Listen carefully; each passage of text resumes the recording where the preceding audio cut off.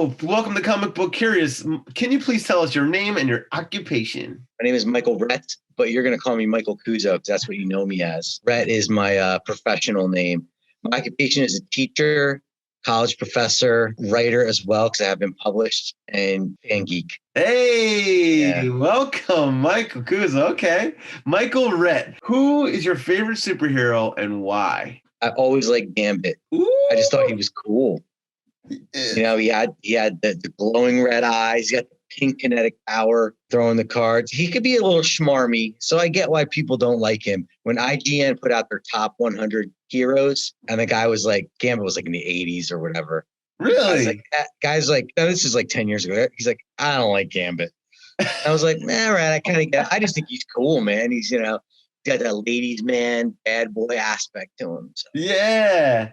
Didn't he end up with, like, who did he end up dating? Was it Jubilee or Rogue? No, that's kind of gross if it's Jubilee because she's like a minor. Oh, no. Well, she's not anymore. No, it's Rogue. And that's what's intriguing about him is he totally loves Rogue and they can't touch each other. Because of her power. The movie's obviously way different than the comic book. I was listening to a comic book and he was like, later in life, he was dating somebody. They were serious. Yeah. Well, it's always been Rogue. As far as I've been out of the recent stuff, and I know Rogue's powers have changed a little bit. She lost some of her powers, but it's always been Rogue as far as I know. I mean, he had a wife because he's Cajun. That's also a cool thing about him too. He's got the cool Cajun accent. Oh yeah. So he was like married down there, but he was always into Rogue. Yeah, totally. So I named my son Remy. What they do with the movies and what they do with the comics and how I'm very interested in hearing how they go through all of this lore and all of the stories and then narrow it down to one story that may or may not line up with the comics. It's very... Yeah, how do you create a mythos, a huge mythos, and bring it down to in like just a few films? I think Marvel did Marvel, the Avengers did a pretty good job. I don't think X-Men, I think they did with Logan, with Wolverine. Yeah. But with a lot of the other characters, because the X-Men films were just not that good. I hate saying that too, because I'm an X-Men guy. I know. Much more than the Avengers. Yeah. Well, now they're going to be introducing them into the Marvel universe, so that's going to be interesting. I think they'll do it well. X-Men character, I mean, Cyclops sucks no matter what. I know that's one of your questions, Cyclops. Right. Well, it's kind of like they make him out to be this kind of douche, but he actually in the real X-Men is much cooler and like the leader, right? To a degree. I still didn't like him in the comics, but recently he became more of like a villain, like more like I don't care attitude. So I guess he did get a little cooler then. He's not just this like goody-goody. Right. I guess that's how he was always portrayed. He was also an antagonist to Wolverine, and Wolverine's cool. Yeah. How could you not, despite his problems? So you're like, well, of course I hate Cyclops. Yeah. Wolverine. Exactly. You know? All right. If you could have one superhero power, what would it be? The ability to see people's emotions, understand their emotions, so I guess it's a little telepathy, but to how to speak to them better. Nice. I can help them. Oh, that's great. I love that. I was cheating. I'm like, Jean Grey, she can do everything. Okay. What is your superhero power now? And this is why I said that empathy. And I've asked people this. My spiritual gift, I totally believe. The Bible talks about spiritual gifts, empathy. Yeah. A sense. And that's a blessing and a curse, man. Yeah. Because being so sensitive, you can really like see into people. I think it helps as an artist, as a creative. Nate and I go way back, guys. 25 years almost. Yeah. So being involved in the theater and whatnot. But it's also a curse because you are so sensitive. Yeah. The littlest thing could just... Yep. Yeah, you've always been a really kind and empathic guy. That's for sure. All right. What's one quirky thing that you can do? Like, can you do any impressions or anything? Oh, I can do impressions. Who do you want me to do impressions of? Any party trick that you got? Anything funny? I mean, we can all do Christopher Walken, right? You have to have Christopher Walken impression. And wow, that's actually really good. There's some New York celebrities, like Russo on the Fan, but everyone could. Hey, all right then, Nathan. We're here. We're talking with WFAN Sports Radio 66, which I've been on for 10 years. I'm just loud and obnoxious. I love your mouth when you do it. It's fantastic. It has to be really wide. Yeah. Okay, who would win in a battle, Marvel or DC? I was thinking about this. I love Marvel so much more than DC. Never liked DC. DC does better cartoons, and the only DC character I really, really like is the Flash, so I have to pick Marvel. Okay, fair enough. What is your passion? Teaching and writing. I don't think teaching is a passion. I think it's more just being creative and collaborating with people. And that could be through writing.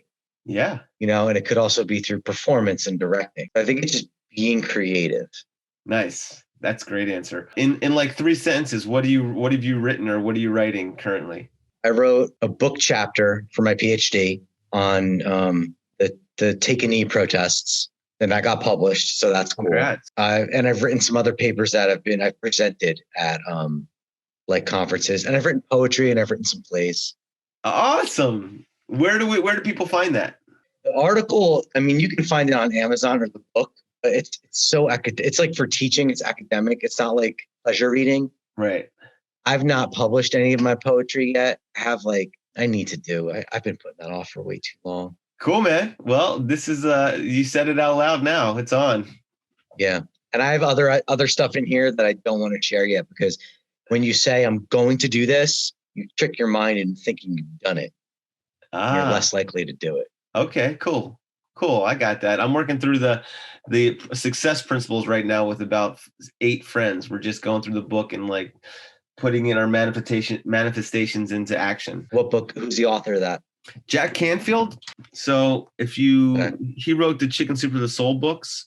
Okay. And has kind of like it's very cool. It's a workbook you go through and talks about, how you're going to do the things that you want to do and what do you really want to do. And you're finding it effective. It's not just kind of out there theoretical. No, that's what it's saying. It's like in the next 3 months or the next break it down. So I need to be better about doing the steps because I kind of cram in my work every week when I need to kind of spread it out more. Okay. Who is an everyday superhero that you know personally and one that you admire in the world? Someone in the world, that might be easier. Go ahead. Do first. Define a superhero. Who I really admire. So he's a friend of mine. So I guess I'm going local then. He's a neighbor of mine too, but he's also my CrossFit coach.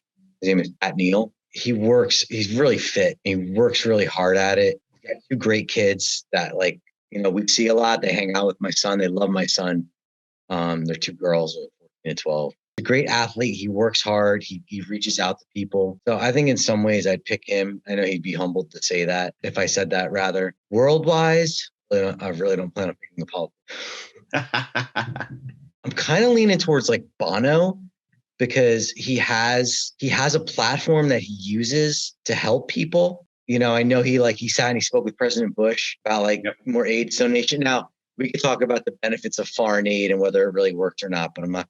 So he's the first. I'm sure there's someone. I know there's someone else I might think of that afterwards going to be like, oh. But I think he's a good. I think he's a good one to start. He also understands. I mean, he's a Christian. He understands what Christianity is really about. In his book, I've read their book Walk On about how the Christian community didn't like them because weren't. Yeah, they weren't. And it's a different context than we understand here in America because they're Ireland. But they're like, no.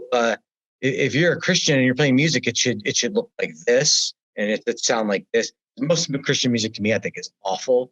And they're like, no, we don't have to say, we're going to do it the way we think we're supposed to do it, the way we think God is telling us to do it. I admire them for that too. That's great. Yeah, he is for me top of the list for me. Not top, but up there. Just who's your top?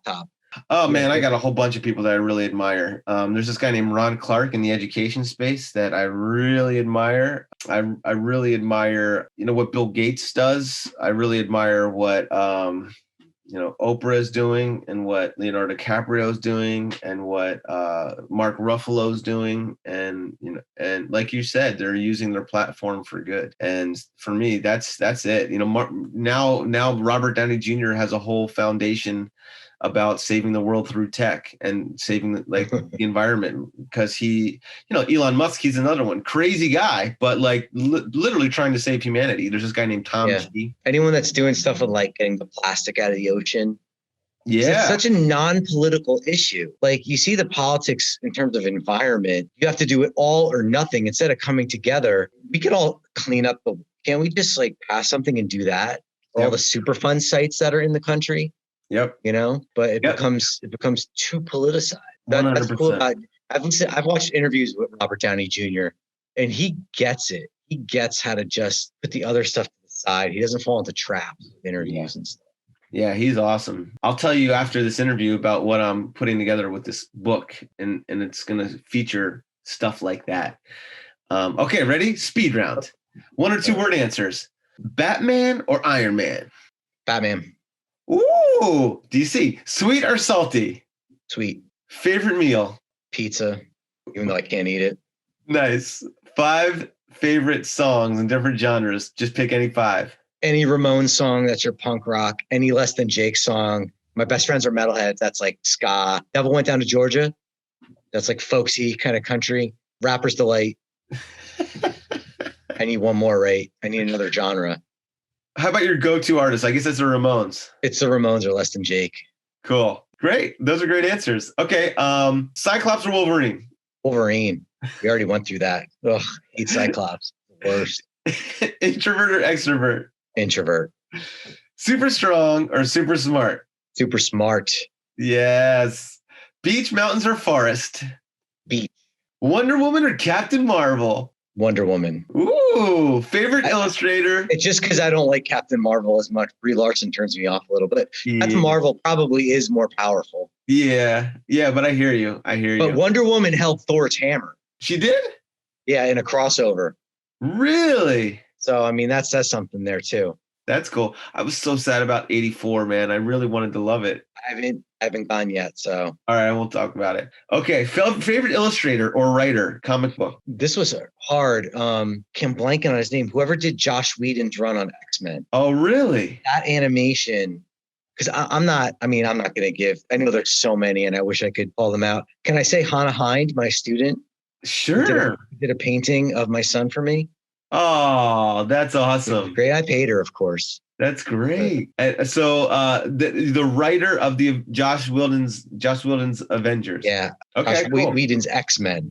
X-Men. Okay, cool. Top 3 movies. Last question. Glenn Gary, Glenn Ross, Rock and Roll High School, SLC Punk. Wow. I love that I don't know 2 of those 3. I love that. That's really I could throw in like The Big Lebowski or Oh Brother, Where Art Thou as honorable mentions because those are awesome. You know what's cool about you is you're this big amalgamation of different worlds, right? You really are. And it's so cool that you go deep into certain things, but you have a really cool understanding of the world at large. So you're a real special guy, Michael Rhett.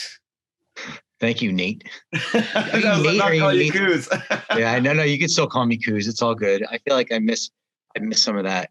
Yeah. I feel like I'm almost like not a Kuzo. John Cassidy is the artist. Oh, cool. In the Astonishing X-Men. Okay. Man, that was really great. Thanks so much. Thanks, Mike, for coming to Comic Book Curious.